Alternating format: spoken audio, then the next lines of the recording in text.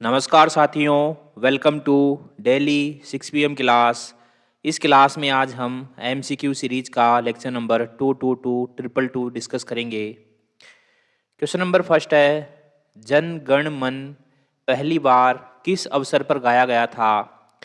तो जन गण मन पहली बार इंडियन भारतीय राष्ट्रीय कांग्रेस के 1911 के अधिवेशन में गाया गया था। ये कलकत्ता अधिवेशन था।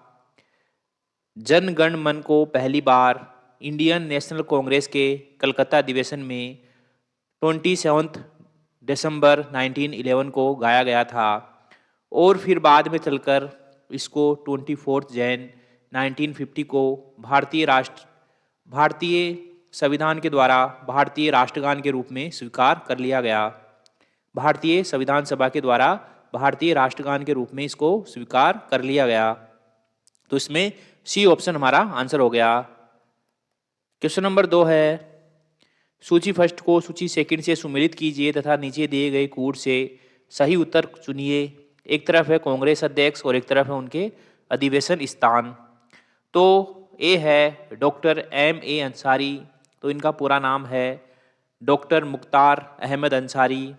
इन्होंने 1927 के कांग्रेस के 1927 के अधिवेशन जो कि 42nd अधिवेशन था, ये मद्रास में आयोजित हुआ था। तो इसकी अध्यक्षता की थी M.A. अंसारी ने और इसमें दो प्रमुख उद्देश्य रखे गए थे। एक तो पूर्ण स्वाधीनता की मांग रखी गई थी और एक साइमन कमीशन के विरोध की मांग रखी गई थी। तो ये हुआ था मद्रास में। ठीक है, तो डॉक्टर M.A. अंसारी ने मद्रास का अधिवेशन के अध्यक्ष थे। पुरुषोत्तम दास टंडन, तो ये नासिक अधिवेशन में अध्यक्ष रहे थे। 1951 में। सरोजिनी नायडू, तो ये 1925 के कानपुर अधिवेशन में अध्यक्ष रही थी। और सुभाष चंद्र बोस, ये हरिपुरा अधिवेशन में अध्यक्ष रहे थे 1938 में। और त्रिपुरी अधिवेशन में भी अध्यक्ष रहे थे जो कि 1939 में आयोजित हुआ था। क्वेश्चन नंबर 3 है, भारतीय राष्ट्रीय कांग्रेस के बारे में निम्नलिखित कथनों पर विचार कीजिए। पहला है, सरोजिनी नायडू कांग्रेस की अध्यक्ष होने वाली प्रथम महिला थी, जो कि गलत स्टेटमेंट है। सरोजिनी नायडू कांग्रेस की अध्यक्ष होने वाली प्रथम भारतीय महिला थी, जबकि प्रथम महिला थी एनी बेसेंट। दूसरा है, CR दास ने जब कांग्रेस अध्यक्ष के रूप में कार्य किया वे जेल में थे। एकदम सही बात है और ये 1921 की बात है। इंडियन नेशनल कांग्रेस के 1921 के अधिवेशन में जो है अध्यक्ष CR दास थे, लेकिन उस समय वे जेल में थे, इसलिए इनकी जगह कार्यवाहक अध्यक्ष बनाए गए थे हकीम अजमल खां को। और ये अधिवेशन आयोजित हुआ था अहमदाबाद में। तो दूसरा सही है। तीसरा है, एलन ऑक्टेवियन ह्यूम एओ ह्यूम प्रथम ब्रिटिश नागरिक थे जो कांग्रेस अध्यक्ष बने, जो कि गलत स्टेटमेंट है। कांग्रेस के 1888 के इलाहाबाद अधिवेशन में जॉर्ज यूले अध्यक्ष बने थे और ये प्रथम ब्रिटिश नागरिक थे जो INC के अध्यक्ष रहे। फोर्थ, अल्फ्रेड वेव 1894 में कांग्रेस के अध्यक्ष थे। ठीक है, तो ये चौथा भी सही है। तो इसमें दूसरा और चौथा सही है, बी ऑप्शन इसका आंसर हो गया। क्वेश्चन नंबर 4 है, ब्रिटिश शासन के दौरान बिहार को एक अलग प्रांत का दर्जा किस वर्ष प्राप्त हुआ था? तो ये प्राप्त हुआ था 22 मार्च 1912 में।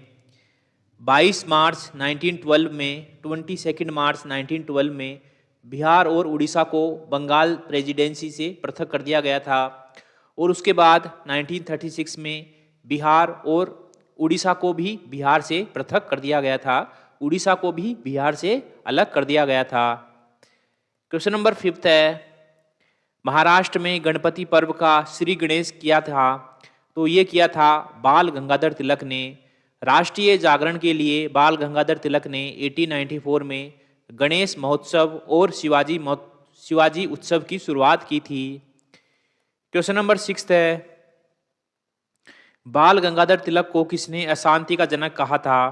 तो बाल गंगाधर तिलक को वेलेंटाइन चिरोल वेलेंटाइन चिरोल ने अशांति का जनक कहा था और ये एक ब्रिटिश पत्रकार थे। लंदन टाइम्स के संपादक वेलेंटाइन चिरोल ने 1910 में द इंडियन अनरेस्ट नामक पुस्तक में लेखों का एक सेट प्रकाशित किया था, जिसमें उन्होंने तिलक को भारतीय अशांति का जनक कहा था। तिलक ने 1919 के लंदन की अदालत में चिरोल के खिलाफ मानहानि का मुकदमा दायर किया था और वे मुकदमा हार गए थे। तिलक मुकदमा हार गए थे, इसलिए उनके समर्थकों ने मुकदमे के खर्चों को पूरा करने के लिए तिलक पर्स फंड की शुरुआत की थी। नेक्स्ट क्वेश्चन है, क्वेश्चन नंबर 7 है, बाल गंगाधर तिलक को सजा के पश्चात निम्नलिखित में से किसने दया वकालत की थी और कहा था कि संस्कृत के एक विद्वान के रूप में मैं तिलक में मेरी दिलचस्पी है? तो ये कहा था मैक्स मुलर ने। मैक्स मुलर तुलनात्मक भाषा, धर्म और पौराणिक कथाओं के जर्मन विद्वान थे और उनकी विशेष रुचि संस्कृति में, भाषा विज्ञान में और भारत के धर्म में थी। नेक्स्ट क्वेश्चन है, क्वेश्चन नंबर 8 है। क्वेश्चन नंबर 8 है, महात्मा गांधी ने वल्लभ भाई पटेल को सरदार की उपाधि उनकी बड़ी संगठन क्षमता के कारण किस आंदोलन में दी थी? तो ये दी थी बारदोली सत्याग्रह में। गांधी जी ने पटेल को सरदार की उपाधि बारदोली सत्याग्रह में दी थी। ऐसा कन्फ्यूजन है कि पटेल को सरदार की उपाधि बारदोली सत्याग्रह में महिलाओं ने दी थी, जबकि ऐसा नहीं है। पटेल जी को सरदार की उपाधि गांधी ने ही दी थी, लेकिन बारदोली सत्याग्रह में महिलाओं ने पटेल जी को सरदार कह के संबोधित किया था।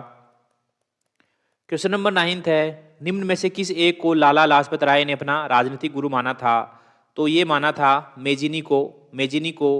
लाला लाजपत राय ने मेजिनी को अपना राजनीतिक गुरु माना था और ये जो है इटली के क्रांतिकारी थे। इन्होंने इटली के एकीकरण में महत्वपूर्ण भूमिका निभाई थी। क्वेश्चन नंबर 10 है, भारतीय राष्ट्रीय कांग्रेस को किसने भीख मांगने वाली संस्था बेगिंग इंस्टीट्यूट कहा था? तो ये कहा था बाल गंगाधर तिलक ने। ऐसा इसलिए कहा था कि कांग्रेस की प्रार्थना और याचना की नीति के कारण उन्होंने कांग्रेस को बेगिंग इंस्टीट्यूट, भीख मांगने वाली संस्था कहा था। ओके साथियों, इसी के साथ एमसीक्यू सीरीज का लेक्चर नंबर 222 यहीं समाप्त होता है। मिलते हैं अगले लेक्चर में, तब तक के लिए थैंक यू वेरी मच।